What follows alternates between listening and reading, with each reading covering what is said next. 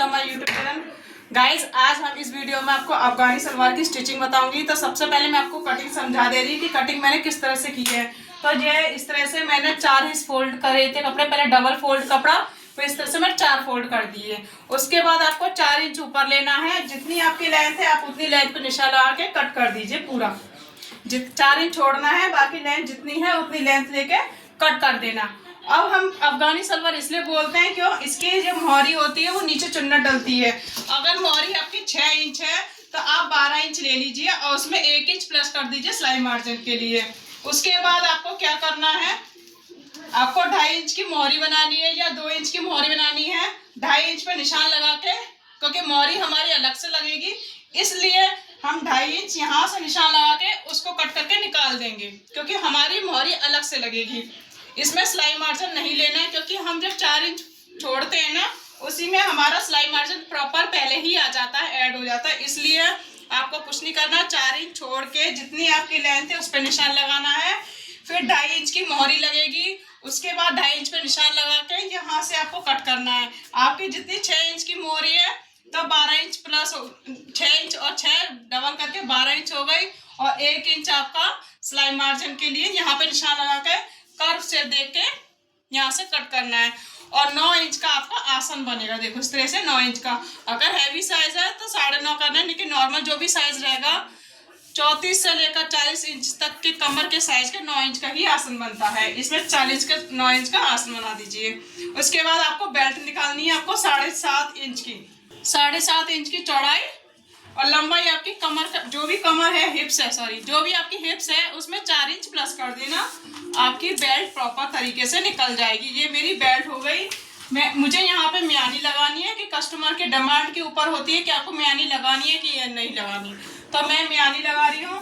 2.5 inch की जो मैंने अलग से यहाँ से कट करा था वो मैंने सूट की कटिंग का कपड़ा ले लिया है। देखो इस तरह से, ये मैंने 2.5 इंच की प्रॉपर सूट की कटिंग की इस तरह से आपको लेना है। लेकिन आपको 7 इंच की ही लेनी है, क्योंकि 6 इंच की मेरी मोहरी है और 1 इंच मेरी एक्स्ट्रा। इस फिलहाल मैंने ये एक्स्ट्रा लिया है, बाकी का मैं कट करके निकाल दूंगी बुकरम की पट्टी में अटैच करके।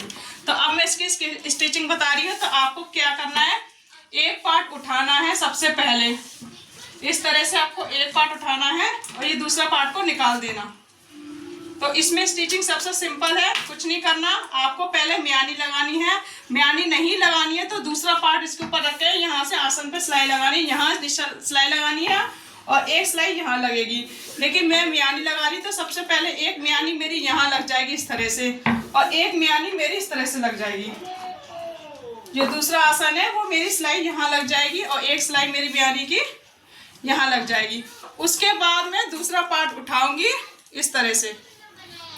ये मैंने दूसरा पार्ट उठा लिया। इसको उल्टा करना है, सीधे के ऊपर सीधा रखना है, इसको इस तरह से फोल्ड करना है डबल, और यहाँ से लेकर यहाँ तक सिलाई लगानी है और यहाँ से लेकर यहाँ तक सिलाई। देखो गाइस, मैंने इस तरह से ये आसन जोड़ लिया है दोनों।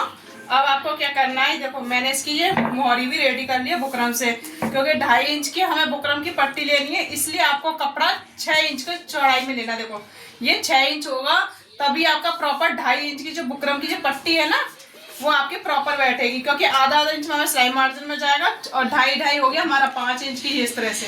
अब आपको क्या करना है, इसका बीच सेंटर में हम इस तरह से कट लगाएंगे। देखो यहाँ से हम बीच सेंटर में कट लगाएंगे। ये देखो मैंने बीच सेंटर में यहाँ से कट लगा लिया। अब इसमें भी, अब ये 6 इंच की मुझे मोहरी बनानी थी, इसलिए मैंने ये 8 इंच की बुकरम की पट्टी ली है, बाकी का सिलाई मार्जिन आ जाएगा। तो यहाँ से हम बीच सेंटर पे कट लगाएंगे। ये देखो ये कट लगा लिया। अब आपको क्या करना है, इसको इस तरह से खोलना है। खोलने के बाद इसको ये उल्टा साइड लेना है और ये वाली हमारी मोहरी एक साइड तो मैंने यहाँ से बुकरम में अटैच कर लिया है, जो बुकरम में अटैच होगा वो मेरा सीधा साइड आएगा। अब देखो ये कट से कट मिलाना है, इस तरह से ऐसे रखना है इसको सीधा, ठीक है। इसको रखने के बाद मेन हमारी मोहरी से ही है।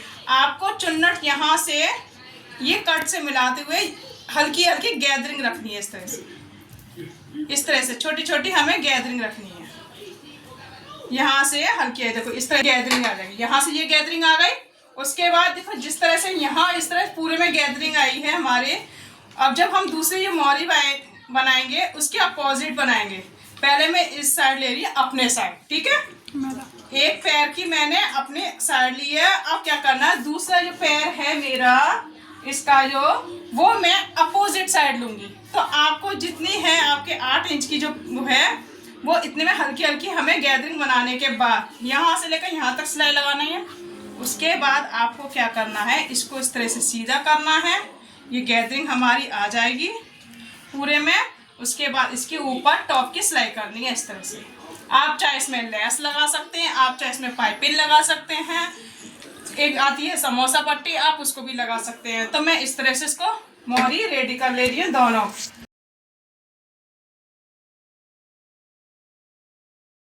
ये देखो गाइस, मैंने इस तरह से मोहरी रेडी कर ली है। अब आपको देखो मैंने ये वाली लेस लगा दी है, यहाँ पे इस तरह से लेस लग चुकी है।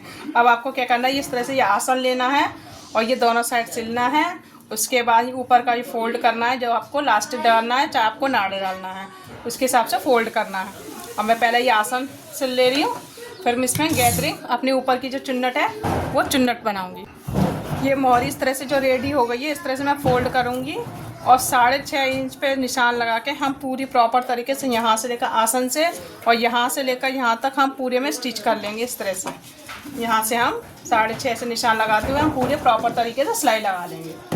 तो ये देखो, ये मैं इंची टेप से इस तरह से निशान रखूँगी। देखो मेरी 6.5 यहाँ आ रही है इस तरह से। फिर यहाँ ये देखो, ये मेरी म्यानी है, म्यानी से म्यानी मिलनी चाहिए इस तरह से।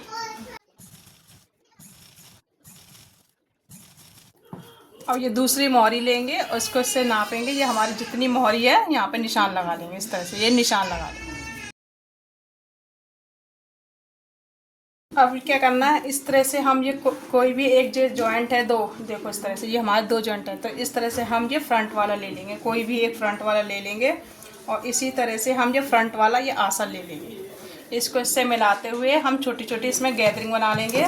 जहाँ तक आपको पर इसमें गैदरिंग हमारी कम बनती है क्योंकि हमारा इतना ही आसन होता है। ये हमारा बैक पे चला जाएगा। देखो बैक पे हमारी एक गैदरिंग आएगी इस तरह से, बैक पे हमारी एक चुन्नट आएगी और बैक से इस तरह से हम टच करते हुए इसको प्रॉपर तरीके से मिलाएंगे। देखो यहाँ से इसको मिलाया, यहाँ से इसको मिलाएंगे और बाकी के में हम यहाँ इतने हिस्से पे 6.5 या 7 इंच पे हम गैदरिंग डाल देंगे। देखो इस तरह से 6.5 7 इंच पे हमारी गैदरिंग डल जाएगी। पूरे में राउंड करके हम इस तरह से गैदरिंग तैयार कर लेंगे। इस तरह से हमारी सलवार रेडी हो जाएगी। तो मैं प्रॉपर तरीके से आपको दिखाती हूँ।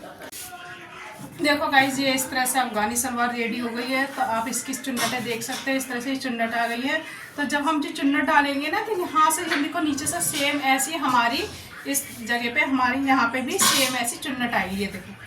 ये देखो हमने प्रेस से इस तरह से दिखाया ना आपको। ये जिस डायरेक्शन से हम नीचे चुन्नट बनाएंगे ना, उसी डायरेक्शन से हमारे ऊपर ये चुन्नट आएगी सेम। ये आप बैक पार्ट देख सकते हैं, बैक पे मैंने ये 2 चुन्नट दी है इस तरह से। और ये देखो इसका डायरेक्शन सेम, हमारा डायरेक्शन सेम होना चाहिए इस तरह से। ये आप देख सकते हैं। ये अब अगर इसका डायरेक्शन इस साइड है तो इसका भी डायरेक्शन इस साइड। तो इस तरह से हमारी अफगानी सलवार बन गई है। तो आप देख सकते हैं। अगर वीडियो पसंद आई है तो लाइक करना, शेयर करना और जो आपको समझ में नहीं आई वो कमेंट बॉक्स में आप पूछ सकते हो और नए हो तो सब्सक्राइब करना ना भूलें। Thank you.